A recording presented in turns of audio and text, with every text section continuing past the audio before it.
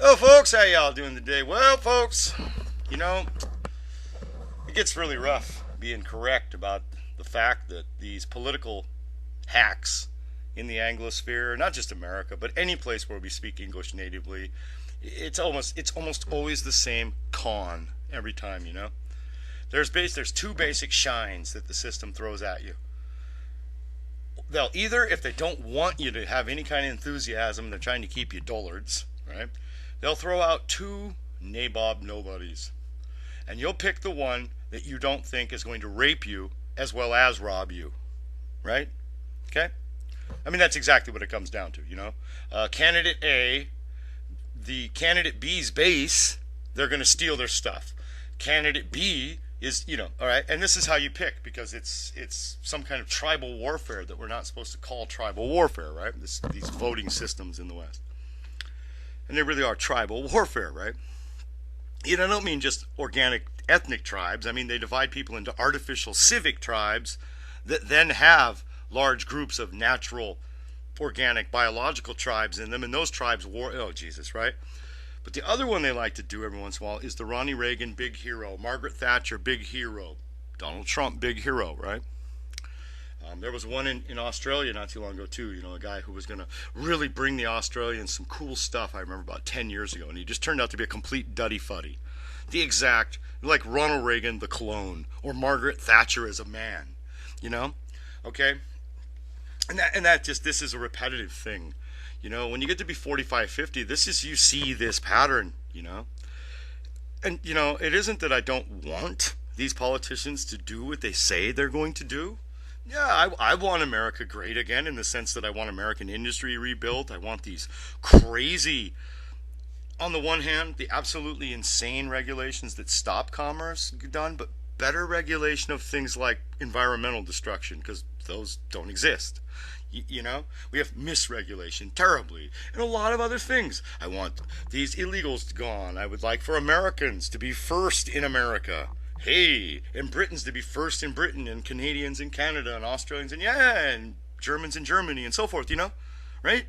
These are great. These are great promises. Of course, I want these things. I want working people to have dignity and good wages and all these things these people always provide. Or say they're going to provide. Excuse me, they never do provide. They always just blovate about it, but, right? Of course. I mean, who doesn't want these things? Who doesn't want working families to be more stable in their homes and have safe communities from crime and so forth? Who doesn't? Everyone wants that. But the point is that these politicians never come through. They're like the girlfriend that always has excuses, And then 4 years later, they just say, "See you later, suckers. I lied to you the whole time." And there's nothing you can do about it because you've been left waiting, hoping, nothing. Okay? This happened with Reagan in my life. In a sense, for the left, Billy Clinton and Obama were this kind of build up. They were going to do all this stuff, but they never did. They never did. Billy Clinton, in fact, nailed home the central bureaucracy more tight than probably any president in history. I mean, he is Ronald Reagan's like complementary. Right? But neither side will admit that to each other because they're all hung up on these stupid party, false, artificial civic tribe politics that mean nothing to me. From my point of view, Ronald Reagan started the whack job on the white race in North America, in America particularly, and Billy Clinton basically paved the way for the finishing of the deal, and here we are. And here we are in 2018 now, looking at amnesty 2, because Reagan gave the first amnesty, with massive tax cuts for all the corporations, round 2. Just like Reagan did. What did Reagan's corporations do with this money? Yeah, they said they were going to do all these cool things. I went and I looked back through the media, and there's just announcements right after. AT&T says it will expand jobs, so and so forth. None of that happened. All the money was put into quick bang buck stocks that created the bubbles that burst in the dot-com type bubbles, okay, that created the bubbles that burst in the savings and loans, and so forth. That's where the money went. The money went into bilking people like you, not building up people like you, or me, or other middle and working class people. Okay? Thatcher's the same thing in England. these prime ministers of Canada that come along every once in a while and say, oh, we're going to make Canada so, they do not. All they do is continue on this multicultural destruction of Western society, man. They all just preside over it. And sure, this or that leader will provide a couple of dollars more, a couple of less, a percentage point here. But well, what's a percentage point when you're losing your life's blood, when your race is dying? An extra percentage point is nothing. It's garbage. It's a substitute for real life. Do you understand? Okay, folks? So, yeah, I don't want these politicians to fail. I'm like, oh, you wanted Donald Trump to fail. I actually heard some ignorant, brainwashed personality cultists, because that's what Donald Trump is building up, this personality cult where, oh, Trump cannot be wrong. He's some superhuman who loves you like Jesus and Santa Claus all rolled into one. It is ridiculous. Ronnie Reagan had the same kind of brain twists going on. Idiotic people. I mean, I remember listening to working people who were literally, I've seen now, getting shafted by Reagan's policies, talking about Reagan's doing such a good thing defending us from the communists. Yeah, while he's selling all your jobs to the Chinese. You know? And just so you know, that wasn't the Democrats that did that. That was Tricky Dick, Nixon, and Reagan that shackled us to the Chinese ship. Right. Those are Republicans. So, okay? For just those of you who want to play civic tribe games, yeah, I have a memory too, you know? But I like to make it point out that I don't care about the civic tribe games. I wouldn't care if the Democrats did it. It would make no difference. It'd be no more good or bad to me. It's bad because it hurts white working class people, period. It's bad because it makes American whites dependent on Chinese communist slave laborers. This is evil. So, right, I throw it right out the window, you see. Same thing with DACA. DACA is bad because it takes food one day from a white child's mouth and gives it to these invaders' mouths. Importing Islam is bad because it hurts white America, and so on. I have a very consistent point of view like this. What is good for the folk is good. What is bad for the folk is bad. There's no civic tribes. There's no economic games. You see, economic games are good when they help the folk. They're bad when they hurt the folk. It's that simple. You understand? And by the folk, I mean the least among you first. Any games that rob the poorest to pay the riches, those are bad. They're inherently corrupt. You see? So, I'm not going to sit here and play MAGA, because that's garbage. America has not been made great again. Usury's been made again. The Goblin tribe in New York has been made supreme. Literally, the Goblin Princess Ivanka is almost like our co-ruler. It's almost as if anything she says to her daddy, he just, oh, okay, Vanky, whatever you want, honey. So we're basically being ruled from Tel Aviv. Jerusalem is now more important than Washington, D.C., New York, or the rest of America to these tools. What is MAGA about Jerusalem?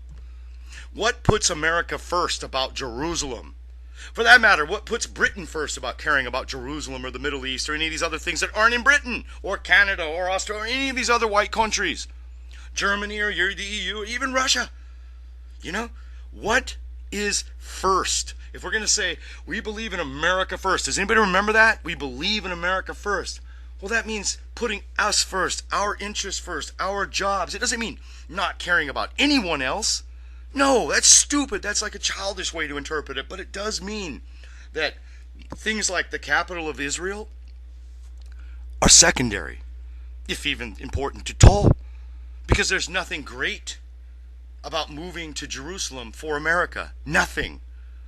The only thing that does is ensure that our AIPAC, lick-spittle-controlled Congress, who pays homage to the Goblin tribe in New York, will send more money, more weapons, more cost to us, to them. That doesn't make us great. That just makes us paupers. It makes us poor. It makes us these people's punks. What do you want me to say? And those of you who want to pretend that, oh, Trump has this under control, give me a break. Trump was married to a goblin. Ivanka's mother is not Slavic. Anyone who believes that, you're an imbecile. You're an imbecile. Therefore, any way you want to cut it, we have the classic case of the passed-off Mischling right near the halls of power. Much like Bannon said before he was denounced by the personality cult. He also pointed out that the Goblin Princess is dumb as a brick. Which, have you ever heard the dumb brick woman talk?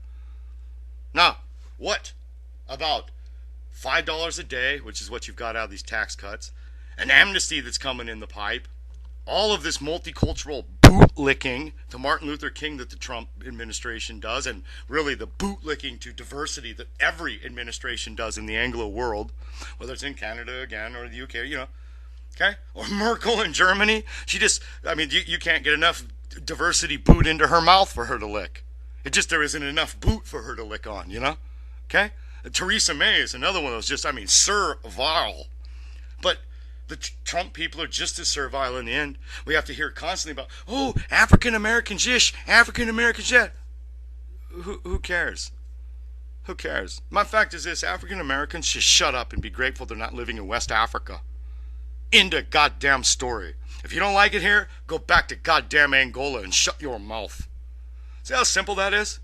See how direct that is? It's just like that, But what's great about kowtowing to that? What puts America first by playing these little games? It's like Trump wants to pretend he's against PC by saying things that offend the PC people, but on the other hand, have the PC cake, the Martin Luther King, the diversity, we're all equal bullshit that is the essence of political correctness. And if his daughter's numbnutted pronouncements in public are any indication, okay, secretly his family is hardcore, secret crypto leftists, okay? Because there's no way that any forceful personality like Trump could possibly raise a daughter with that kind of dingbat opinions unless he shared them.